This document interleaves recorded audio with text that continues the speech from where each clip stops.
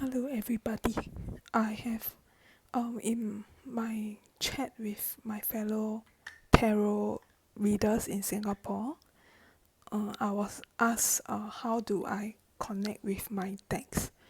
So and Casper from the Boy Diviner encouraged me to do a video about it, and so here I am um attempting a video to show how I connect with my decks. I do not have any prominent psychic powers like many of our tarot YouTubers out here. Like I know that all of us have some kind of uh abilities, but I like many of them who had who have had sh- things to show for their abilities. I do not have any things to show for my own abilities. So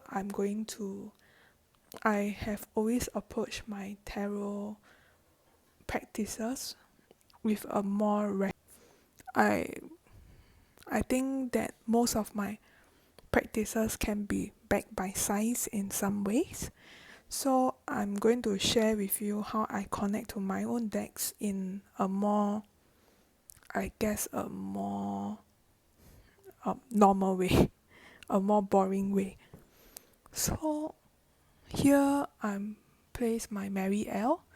Mary L. I have this deck for about a year already, but I cannot say that I am very good with this deck.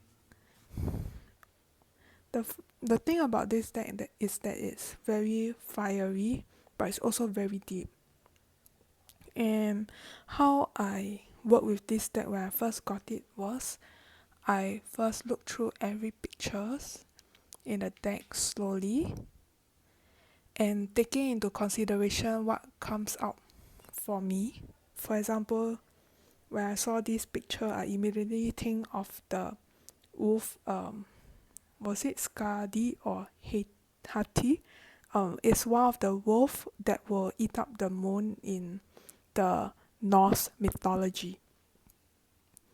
So I will just keep flipping through slowly and uh, note what I feel about this, the pictures, the depictions. So once I note my reactions to the depiction,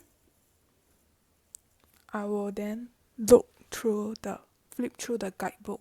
But that's only maybe for some decks I will refer to the guidebooks more often. But for most, I will just read it once and have it highlighted or take some notes. Yeah, some notes. I will show this in another video on how I doodle on my little white books. So stay tuned to that as well. So first look through the picture, then look through the book, and usually from there I will know how to work with it. But for the Mary L, not only do before I got the physical deck, I looked through the YouTube videos whereby many people showed their deck and speak of their thoughts about the depictions. So this is what I love about social media. When used in the right way, uh, many people will share their thoughts, and I am really grateful for all these thoughts because it helped me to understand the depiction more. For example, these two cards from the Maria scares me a lot. But when I got this picture, I thought that it isn't so scary anymore because for one thing, some of the videos mention about the significance of the coins above placed on the eyes, the like a trib like a practice for the dead. So all this has made me less afraid of what this depiction is about, what the depictions are about. So, and the very infamous Hierophant, I've read that some people said that there were tears on her eyes, tears running down her eyes, symbolizing, for example, when they are here to nourish the people, they too are afraid, but they have to put up a brave front.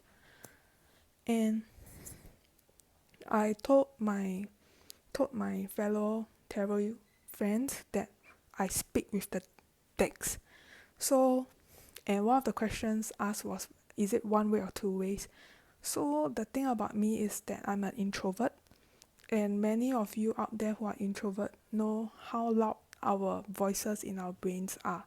So I would say that the conversation between me and the deck is very one-sided.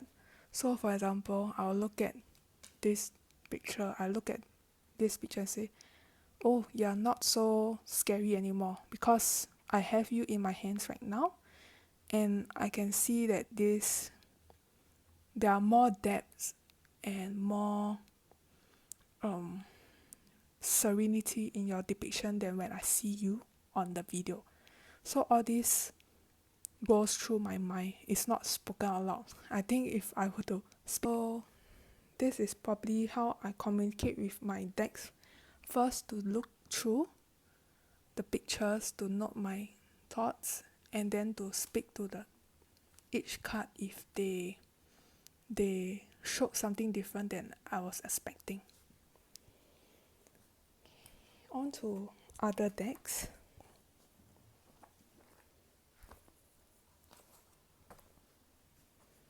Another deck that was pretty difficult to work with at the beginning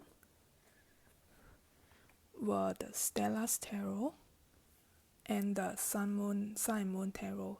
Okay, so I have the little white book instead of the actual deck for the Sun and Moon Tarot because I really couldn't work with it, and I have gifted it to my friend. But let me show how I work with these two decks to make it more to speak with it more. So although many people say that the Stella's Tarot and the Sun and Moon Tarot are very sweet decks, but I beg to differ. I like the depictions on the Stella's Tarot, but as many of you who have watched my videos will know, I call this my extraterrestrial terrestrial deck, the ET deck, cause most of the people, all of the people here, they look like they are pretending to be people. So they are like ETs who have come to Earth, see us in our daily life and say, oh, humans move like this, so we have to follow them. But in the end, through them copying us, they stand out instead. So this is my feeling about the Stella's Tarot. And for the Sun and Moon Tarot, what I initially bought it because of the depiction of Lord Shiva dancing in the universe. But when I received the deck, I couldn't ignore the tough keywords on the cards and the minors having tough depictions. Having Rider-Waite Smith depiction. So it's kind of a very polarizing deck for me, and I couldn't work with it. So I decided to put them together to see if two negative can become positive. Why do I put them together? Because one is Sun and Moon and one is Stella's, which you all know is stars. So they are all celestial bodies. So how do I work with them? For example, I lay out the usual 3-card spread from the Stella's Tarot. Then I will talk to the Sun and Moon Tarot. I will say, okay, Stella's Tarot have given me these 3 cards. I need your help to support these 3 cards with cards of your own. So I will put 1, 2, 3. Then I have done this for a few times. I'm sad to say that I still couldn't work with this, but I can work with this now, and it's one of my it's my favorite decks. One of my favorite decks. Okay, and the third, another method which I use to communicate with my deck. Okay, so this method isn't new. It has been shown on many YouTube videos. What I'm showing now is the Soprafino Tarot, and I am not a fan of this kind of systems because the pips are too similar for me to know, to understand what is going through them, despite knowing some numerology. And a few of the YouTube videos place out the pips in consecutive numbers, so 1 ace 2 3. So let's humor me and pretend that 1 to 10 is up here. So the next element, so I'm going to, it cannot fit into the video, so I'm going to put it like this. Okay, so I place them like in rows, and to see how are they similar to each other downwards, and how do they grow from left to right. Yeah, so I only have a few pip style decks, so I do not have to do much with it.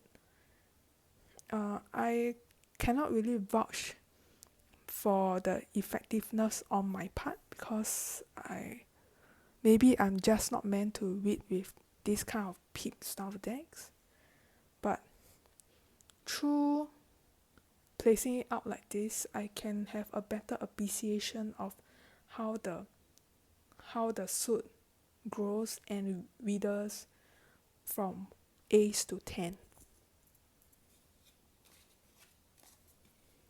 Okay, let me put away the.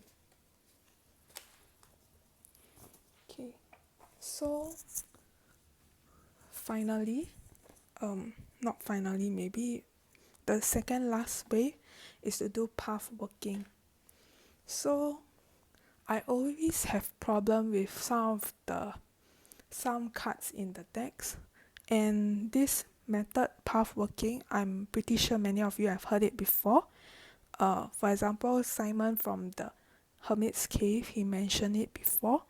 He worked with path work in his video. So through listening to him, I also tried to work with one card that I have problem with, which is the Sun card. So I path work with this exact card from the Dreaming Way Tarot. So I place it in front of me and I talk to it. I say, I don't understand you, so I will need your help to help me understand you. So I kind of do a kind of a meditation whereby I close my eyes and imagine this picture right in front of me, very big, a very huge picture, and I step into the bottle. So for this particular card, of course I saw the baby, the sunflowers in my mind's eye, but halfway throughout it suddenly become the burning surface of our actual sun. So I'm actually looking at sun straight on with its fiery arms and the sunspot. So I was kind of standing there and looking at how it burns, and I realized that to me, this card is about being who you are and not being apologetic about it. Okay, so the final one, which is maybe going more into the spiritual side, I use my crystals to work with my decks.